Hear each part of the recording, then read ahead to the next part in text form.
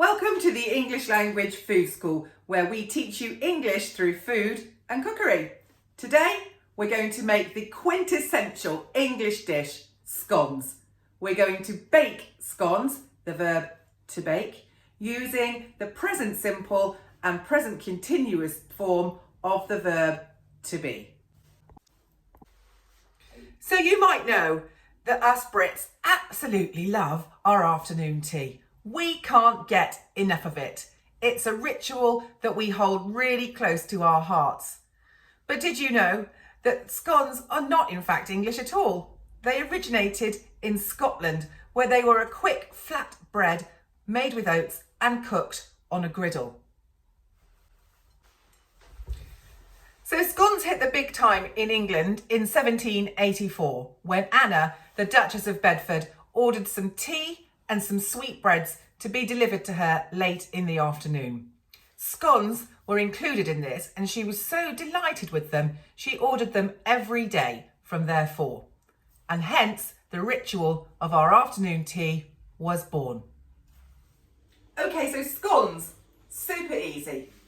First things first, preheat your oven to 180 degrees. Ingredients list. You will need 500 grams of self-raising flour, 150 grams of unsalted butter, a splash of milk, a pinch of salt, 2 teaspoons of baking powder, and 2 teaspoons of sugar.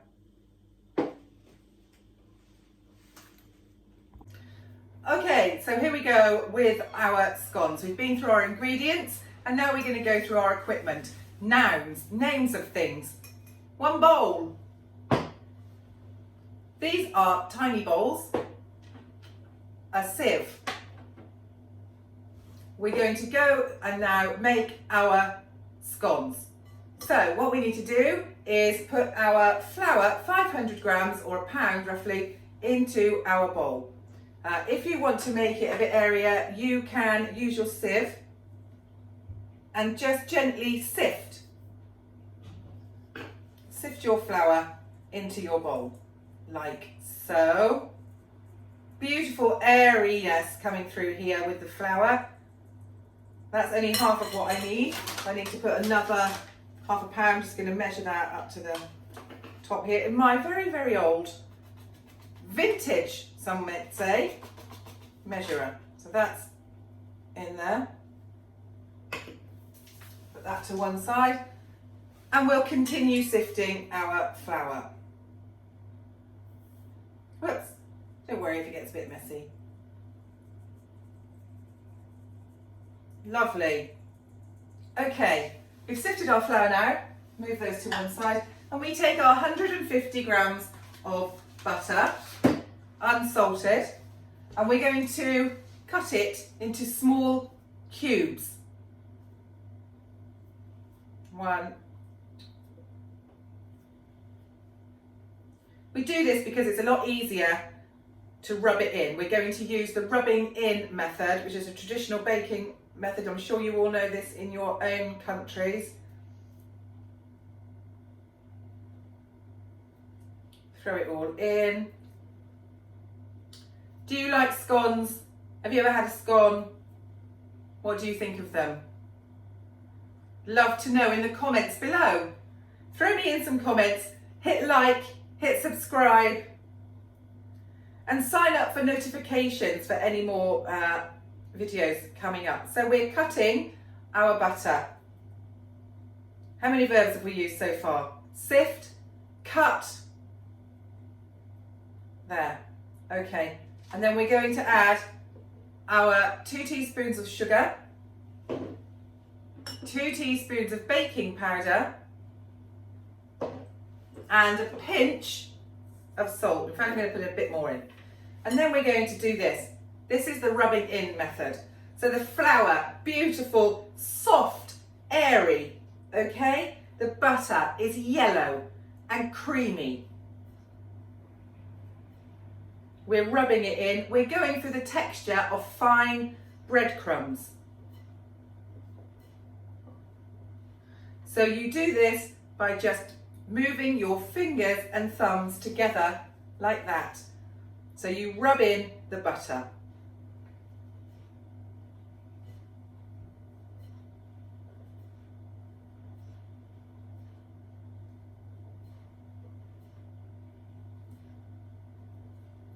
Hey Mish.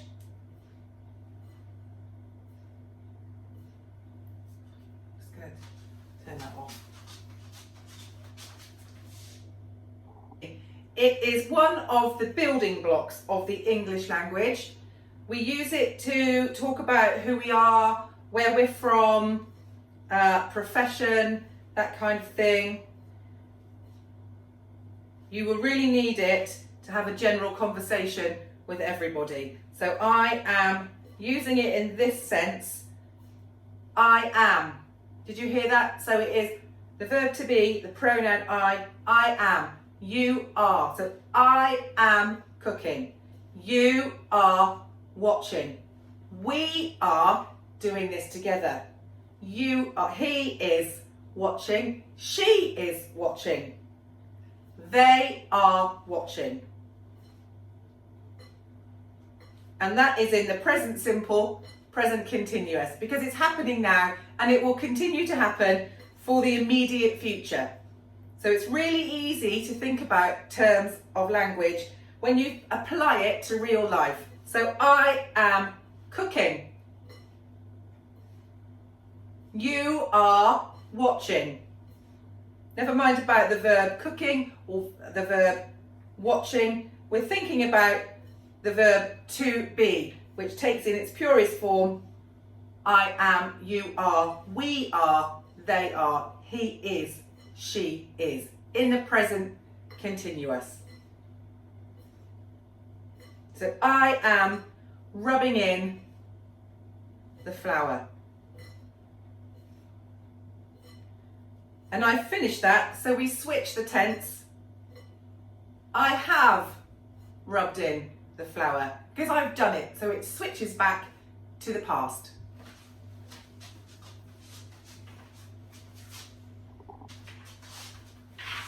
Okay, so we've rather messily done that.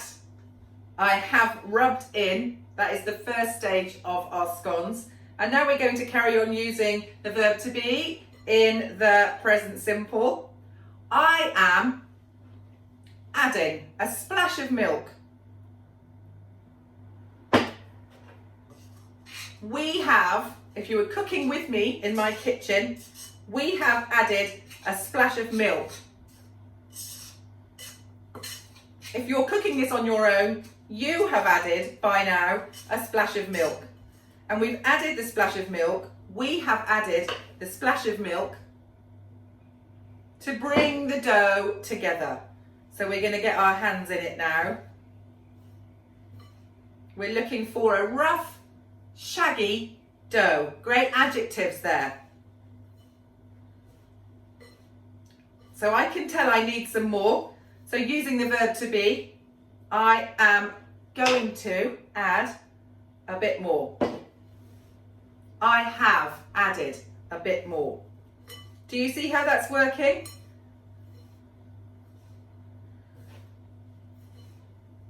If you want to add some dried fruit to this, you could.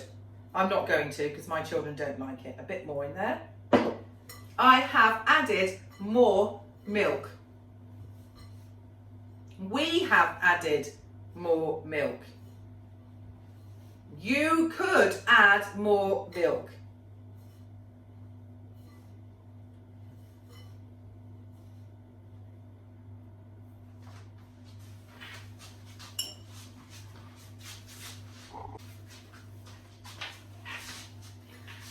So if you're with me now or you're looking at this and you're thinking that looks dry, you can change the verb to be into a question simply by inflecting your voice and asking, are you going to add more milk?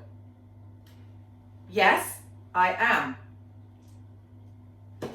You see? I am. You are. We are. He is, she is. Remember, it's a building block of the English language. We use it all the time. It's brilliant for introducing yourselves. I am Susan. I am a cook and I am a teacher. And then I could say, how about you? And then you could tell me your name. So I'm going to say that.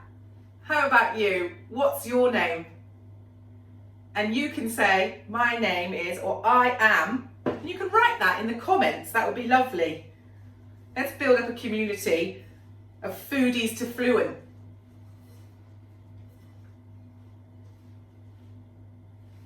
So that's a lot of dough coming together nicely. What do you think a good word to describe this would be? It's still quite crumbly.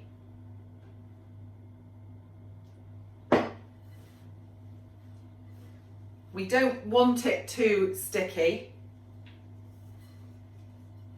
but we do want it to come together as a whole. And that's really nearly there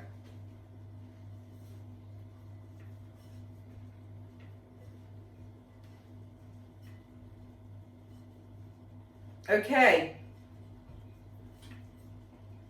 I have made the dough for my scones. I'm happy with that. It's nice and soft and springy. I'm going to leave that to sit for 5 minutes while I clean down, and then we'll move on to rolling out.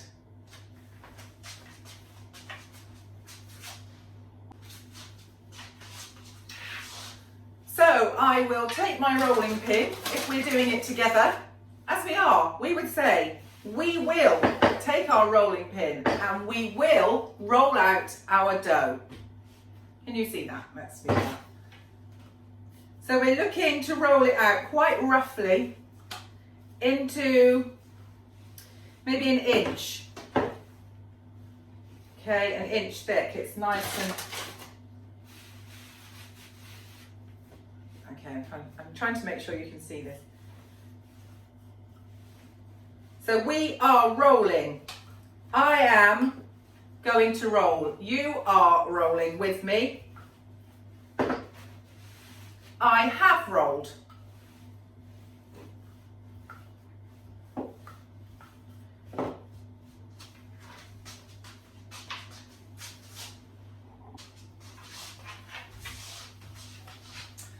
Okay, so I have rolled out the dough. We have rolled out the dough.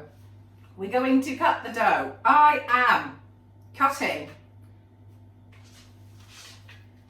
I'm going to place them on my baking sheet there.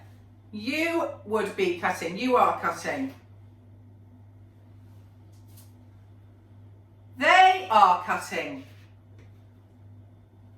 Imagine there's more than one of us. I'm a girl.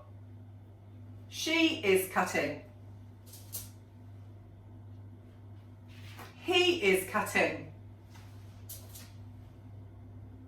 We are cutting. Do you see that? I'm going to put a slide up. There'll be a slide.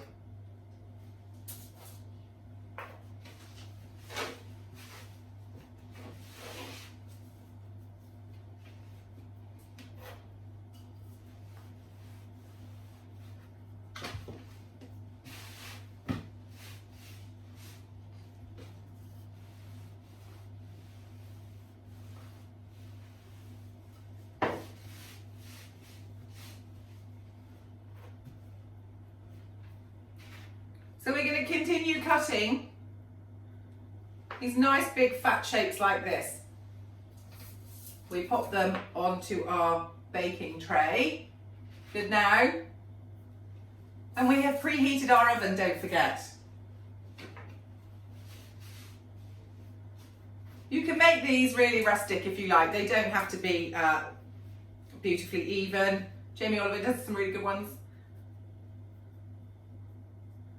So what do you think means what do you think it means when we say rustic?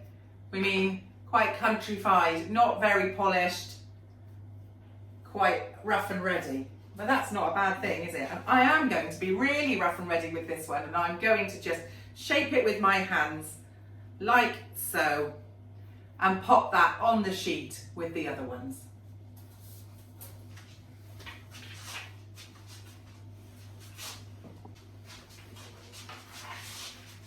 Okay, the final stage before we pop them into the oven, we break an egg. We beat the egg. Great cooking terms here, but you can also, you know, take with you out of the kitchen into your other lives. Although, is there any other life outside the kitchen? So, to beat. To beat. I have beaten. And then I'm going to just brush the top of these.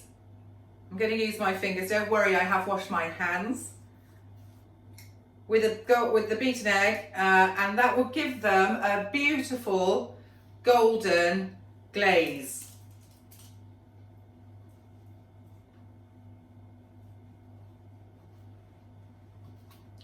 And so, can we count how many scones have we got? 1, 2, 3, 4, 5, 6, 7, 8, 9, 10, 11. Not quite a baker's dozen. Who knows what a baker's dozen is? Put it in the comments below. I'll give you a few minutes to type it in before I tell you. So a baker's dozen is 13 of something. 13. A dozen is 12. A baker's dozen is 1 extra in case something goes wrong. There's a little British colloquialism for you.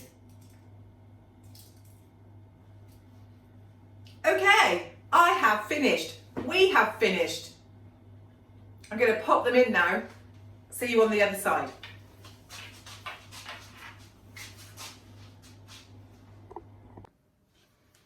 Okay, so I have taken them out of the oven. They're ready, they're cooked, they're beautiful golden brown. We're going to now put the absolutely perfect English topping on, strawberry jam and clotted cream. So there we have it. Our beautiful scones with clotted cream and jam. Wouldn't be the same though without a cup of tea.